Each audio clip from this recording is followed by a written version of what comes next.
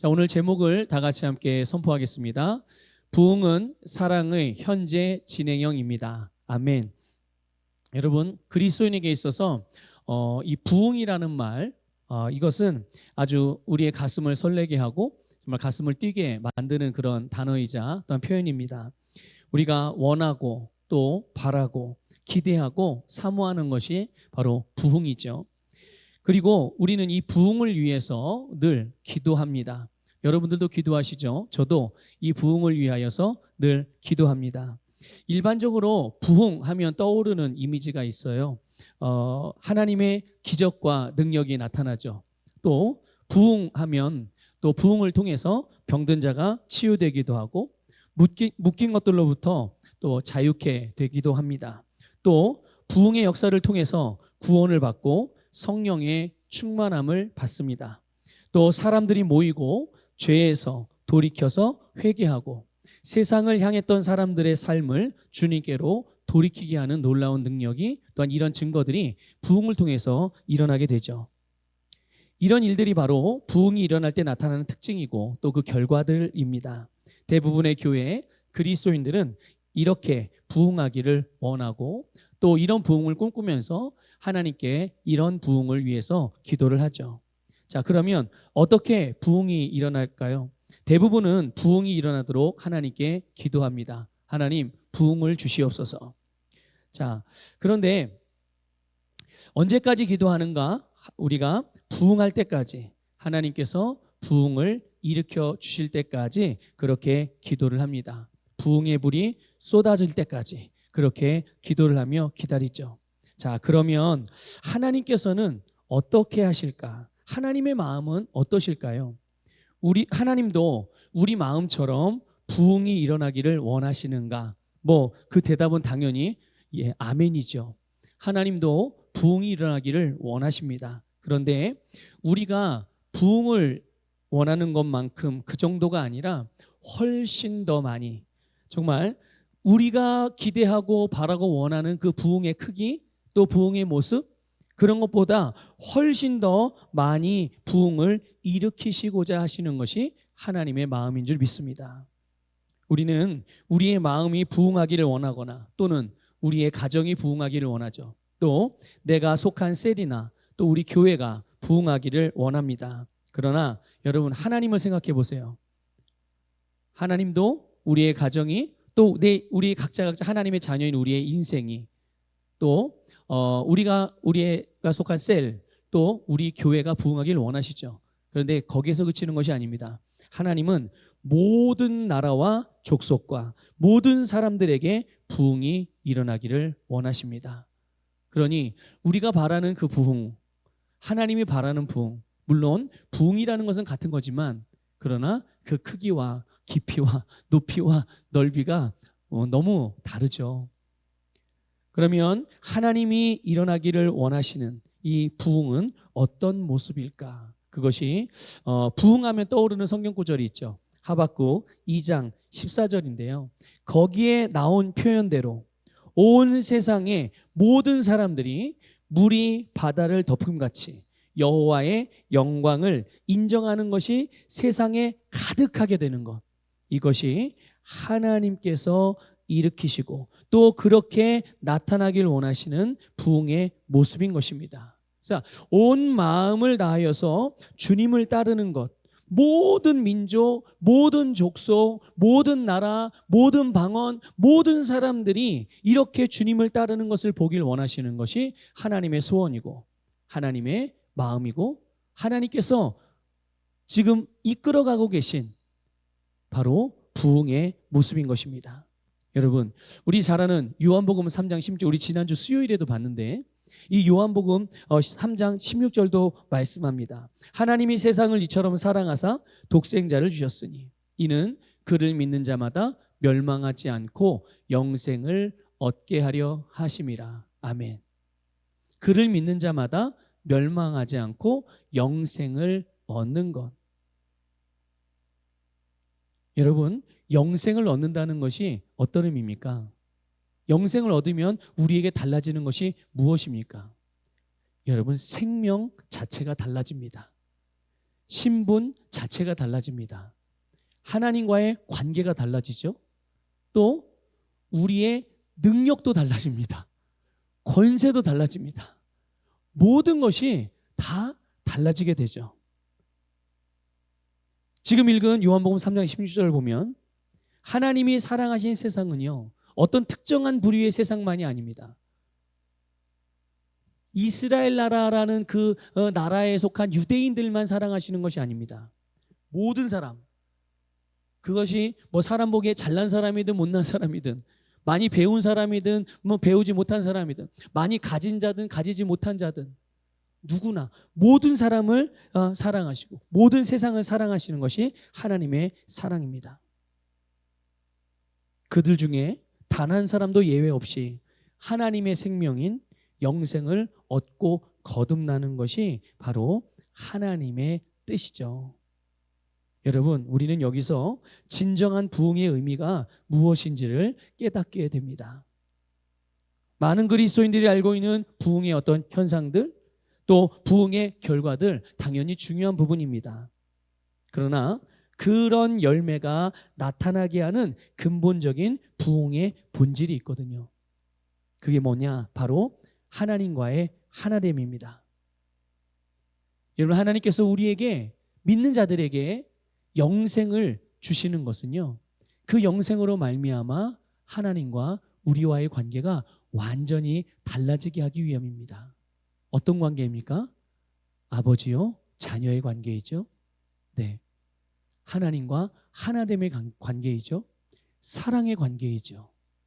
놀랍습니다, 여러분.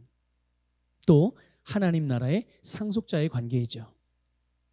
그래서 하나님의 사랑으로 하나님과 하나 되는 것이며, 그 사랑의 관계가 회복되는 것이 바로 부흥의 핵심입니다. 하나님께서 세상을 사랑하셔서, 또 오늘 저와 여러분, 그리고 우리 교회를 사랑하셔서, 또 우리 모든 그리스도인들을 사랑하셔서, 아니 그리스도인들뿐만 아니라 모든 사람을 위하여 선물로서 독생자 예수 그리스도를 보내주신 것입니다. 오늘 저와 여러분은 이 하나님의 놀라운 가장 귀한 선물을 믿음으로 받은 것이죠. 지금도 누구든지 믿음으로 이 선물을 받을 수 있습니다. 하나님께서 이미 주셨기 때문이죠. 하나님께서는 이렇게 믿음으로 하나님의 자녀로 거듭난 우리가 성령님께 순종하여 주님의 말씀을 따라서 그들의 삶을 거룩하게 다스리는 것을 보기를 원하시는 거예요. 그들의 삶의 주인, 그들의 인생의 주인, 그들이 사는 세상의 주인, 모든 만물의 주인, 창조주 되신 하나님을 알고 그 하나님의 말씀을 따라서 우리에게 주신 우리의 세상을 하나님의 말씀으로 다스리는 것을 보기를 원하는, 그것이 하나님의 마음이거든요. 여러분, 오늘 그래서 주님을 믿는 그리스도인들, 오늘 저와 여러분이 이 하나님과 사랑으로 하나 된 관계 안에서 매일 매순간 현재 진행형으로 살아가는 그 자체가 바로 부흥의 시작인 것입니다. 여러분, 부흥이 멀리 있지 않습니다. 여러분, 오늘 우리가 그분의 사랑 안에서 주님의 말씀을 따라서 한 걸음 한 걸음 삶을 살아가고 있다면 우리는 그 부흥 안에서 거하고 있는 것입니다. 그런데 혹시라도 우리가 감각적으로 부흥이 일어나 아까 말씀드린 대로 그런 나타나는 어떤 현상들이 나타나지 않아서 나한테는 부흥이 일어나지 않았구나라고 생각하는 분들도 있을 수 있어요. 물론 정말 부흥의 어떤 그런 능력들이 아직은 나타나지 않아서 그럴 수도 있지만, 만일 우리가 주님의 말씀과 그분의 사랑 안에서 하나님과의 바른 관계 안에서 우리의 인생길을 걷고 있다면 우리는 부흥의 길을 걸어가고 있는 것입니다. 부흥은 우리의 어떤 노력이나 우리의 어떤 시도를 통해서 하나님이 뭔가를 하시도록 만드는 것이 아니란 말이죠. 막 하나님을 흔들어 깨우고 막 멀리는 하나님 막 불러오고 하나님이 오른손을 끄집어 내려가지고 하나님의 부흥을 막 일으키려고 하는, 막 하나님의 마음을 설득하려고 하는 그런 인간적인 노력으로 되어지는 일이 아닙니다. 하나님과의 사랑의 관계 안에서 그분과 하나 된 상태에 머물고 그 안에 사는 삶이 바로 부흥인 것이죠. 여러분, 오늘 저와 여러분을 안에 또 우리의 삶 가운데 또 우리가 있는 곳에 하나님의 부흥이 일어나기를 원하십니까? 그분의 사랑 안에 머무시기를 축복합니다. 그분과의 사랑의 관계를 먼저 회복하시기를 주님의 이름으로 축복합니다. 자, 여러분, 오늘 바로 이렇게 주님과 하나 된 상태에 머물며 그 안에 살아가는 그런 부흥의 삶을 살아가는 아주 실제적인 예가 본문에서 보는 내용이에요. 예수님이 십자가에서 고난을 받으시고 죽으신 후에 3일 만에, 장사된 지 3일 만에 부활하셨습니다. 또 승천하신 후에 이제 제자들 그리고 신약교회의 모든 성도들은 나가서 하나님의 말씀을 전했습니다. 자, 뭘 전했다고요? 하나님의 말씀을 전했습니다. 여러분, 나가서 말씀을 전했다는 것은요, 그들의 삶의 자리로 가서 거기서 말씀을 전했다는 뜻이에요. 여러분, 예수님께서는 어떻게 되셨죠? 예수님은 분명히 그들이 보는 가운데 하나님 하늘나라로 올라가셨습니다. 하늘로 승천하셨어요. 이제는 눈에 보이지 않습니다. 예수님이 더 이상 이 감각적인 육신의 눈으로 보이지 않아요. 그럼에도 불구하고 그들은 그들의 삶의 자리로 돌아가서 하나님의 말씀을 전했다는 거죠. 그의 가정에서, 또 그들의 일터에서, 또 그들의 지역사회에서, 또 저 멀리 타국에서 하나님의 말씀을 전한 것입니다. 왜 그들이 주님의 말씀을 전했을까요? 물론 그 주님의 말씀을 전파하라는 것은 예수님의 명령이기도 했습니다. 그런데 여러분, 가만히 생각해 보면 예수님이 명령하셨다고 해서 다 따릅니까? 그렇지 않아요. 예수님의 명령이기 때문에 따르는 사람들도 있지만 그렇지 않은 사람들도 있거든요. 자, 그런데 오늘 본문에 보는 이 짧은 한 절이지만 제자들이 나가서 어떻게 했습니까? 두루 전파했단 말이죠. 주님의 말씀을 전했어요. 이렇게 제자들 그리고 신약교회 성도들이 나가서 말씀을 전한 것은 바로 그것이 그들을 향한 주님의 뜻이었음을 알고 있었던 것입니다. 여러분, 오늘 여러분을 통하여 하나님께서 나타내시고자 하시는 일들과 역사들이 무엇인지 혹시 알고 계십니까? 그거를 정말로 알게 되기를 주님의 이름으로 축복합니다. 지혜와 계시형으로 말미암아 여러분의 심령으로부터 주님께서 여러분을 통해서 나타내기를 원하시는 그 일들, 주님의 말씀이 여러분을 통하여 여러분의 세상에 전파되어지고 그 말씀의 결과 열매들이 풍성하게 나타나고 그 나타남의 지경이 확장되어지는 것, 이것이 여러분의 심령으로부터 계시되어져서 그것을 알게 되기를 주님의 이름으로 축복합니다. 또 아는 것으로만 된 것은 아니죠. 그들이 주님과의 사랑으로 하나였기 때문에 주님과 한 마음으로 주님과 한 뜻으로 행한 줄 믿습니다. 그런데 여러분, 여기에서 놀라운 일이 일어나죠. 교회와 성도들이 그토록 바라는 부흥이 일어난 것입니다. 이렇게 기록되어 있죠. 그 따르는 표적으로 말씀을 확실히 증언하시니라. 이게 무슨 말이에요? 따르는 표적으로 말씀이 그대로 이루어졌다는 거예요. 그들이 전파하는 말씀, 그들이 실행하는 말씀, 그들이 행동하는 말씀, 그들이 따르고 순종하는 말씀이 결국은 열매를 맺는 것을 보게 된 것이죠. 그들에게서 표적이 나타나서 그들이 전한 말씀이 진리라는 것, 구원의 복음이라는 것이 증명된 것입니다. 누가 증명하신 것입니까? 주님께서 함께 역사하사. 오늘 여러분, 우리가 주의 말씀을 전파하고 말씀을 말하고 말씀을 따라 행할 때 여러분 안에 거하시는 예수 그리스도, 또 여러분과 함께 거하시는 성령의 능력이 그 말씀, 여러분들이 믿고 행하고 따른 그 말씀의 결과를 나타낸다는 것을 믿으시기를 주님의 이름으로 축복합니다. 우리의 노력과 애쓰면 우리는 단지 주님의 통로요 도구인 것이고요. 우리 안에서 역사하시는 그 주님께서 우리 자신을 주님께 내어드릴 때 바로 거기에 풍성한 열매를 나타내게 하시는 것 줄 믿으시기를 축복합니다. 바로 이것이 부흥입니다. 바로 이것이 부흥인 거예요. 주님과의 이 사랑의 관계 안에서 머무는 것, 주님과 하나 된 관계로 살아가는 삶, 그것이 바로 부흥의 시작이고 부흥의 핵심인 거죠.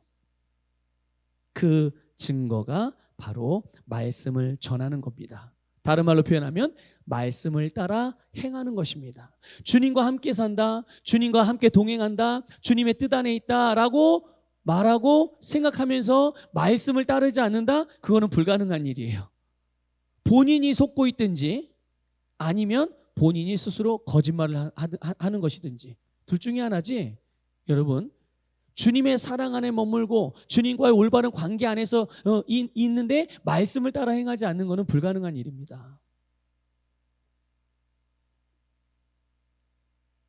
여러분, 순종은 결국 주님을 따르는 것은 주님과의 사랑의 관계가 회복된 자들 안에서 그 사랑 안에 머무는 자들 안에서 일어나게 되는 놀라운 징표라는 것을 믿으시길 축복합니다. 그때 주님께서 함께 역사하사.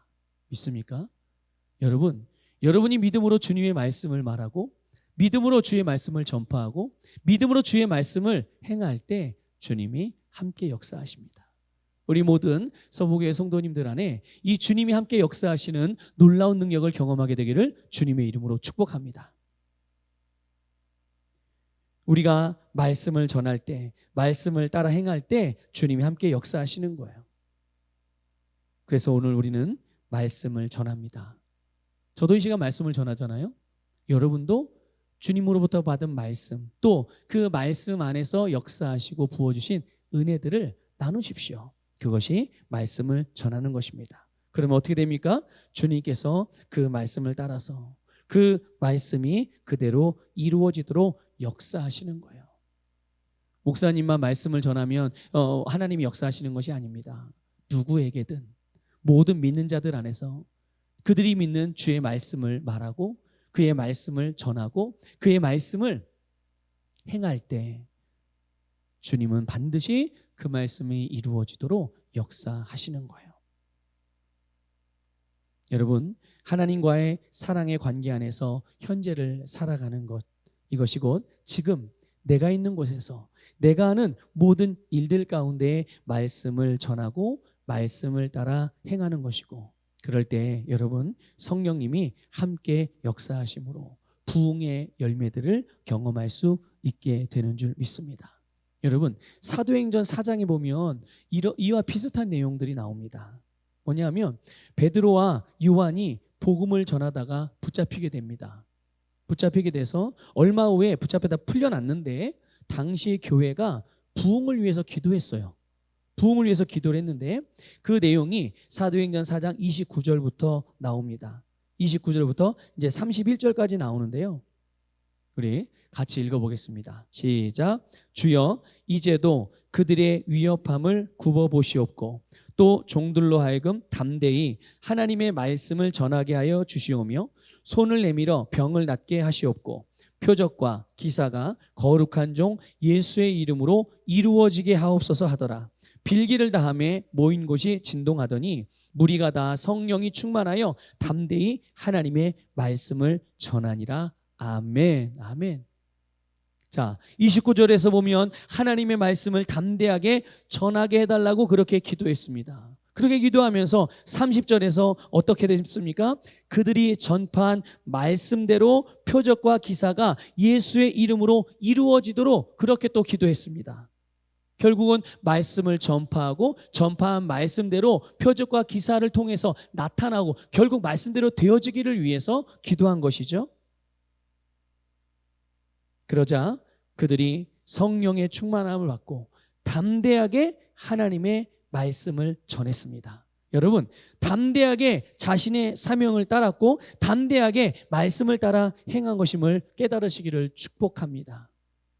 주님과의 사랑의 관계 안에서 머무는 자들, 여러분, 그들이 하나님 앞에서 주의 말씀이 전파되도록, 주의 말씀을 내가 담대하게 실행할 수 있도록, 주의 말씀을 내가 담대하게 말할 수 있도록, 전할 수 있도록, 행동할 수 있도록, 그래서 또 그 말씀이 우리의 삶에서 그대로 나타나고 이루어지고 열매 맺을 수 있도록, 그것을 위해서 기도할 때 하나님의 성령이 함께 역사하십니다. 그래서 우리가 담대하게 말씀을 전할 수 있게 되고, 담대하게 말씀을 따라 행할 수 있게 되고, 담대하게 그 믿음의 행보를 계속 걸어갈 수 있게 되는 것이죠. 에베소서 6장 19절 20절에서도 비슷한 내용이 나옵니다. 사도 바울이 에베소 교회 성도들에게 자기를 위해서 중보기도 해달라고 부탁을 합니다. 같이 읽어볼게요. 시작. 또 나를 위하여 구할 것은 내게 말씀을 주사 나로 입을 열어 복음의 비밀을 담대히 알리게 하옵소서 할 것이니, 이 일을 위하여 내가 쇠사슬의 메인 사신이 된 것은 나로 이 일에 당연히 할 말을 담대히 하게 하려 하심이라. 아멘. 아멘. 이때 사도 바울은 사실 감옥에 갇혀 있었단 말이죠. 여러분, 감옥에서 할 수 있는 일이 뭐가 있었겠어요? 아무것도 없을 것이라고 생각이 되죠. 그런데 지금 사도 바울은 뭔가를 하고 있어요. 그게 뭡니까? 감옥에 갇혀 있었음에도 불구하고 그곳에서 담대하게 말씀을 전할 수 있도록 기도를 요청을 했어요. 놀랍습니다. 여러분, 저를 위해서도 기도해 주십시오.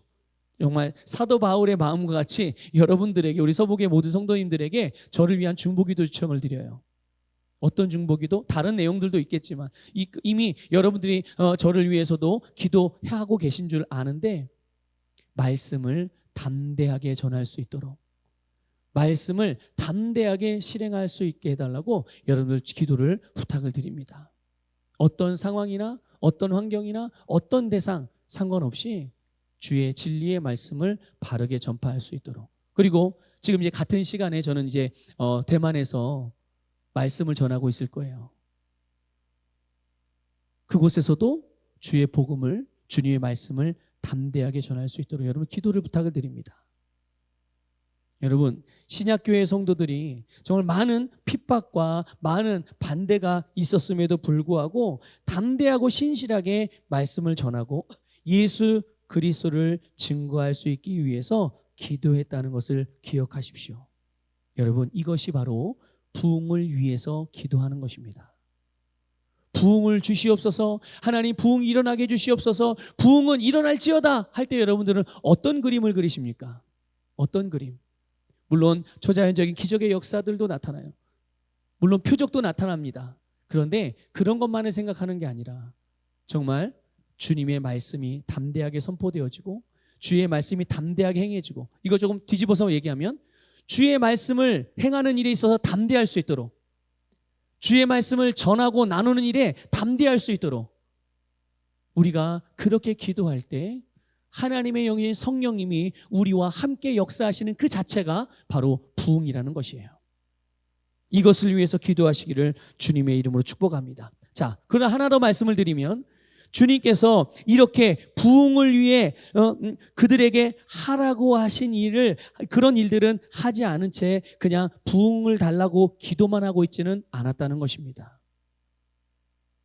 그들이 하나님 부흥을 주시옵소서, 부흥을 주시옵소서 기도만 하고 있었던 게 아니에요. 분명히 하나님은 그들에게 하라고 하신 일들이 있었단 말이죠. 그게 뭡니까?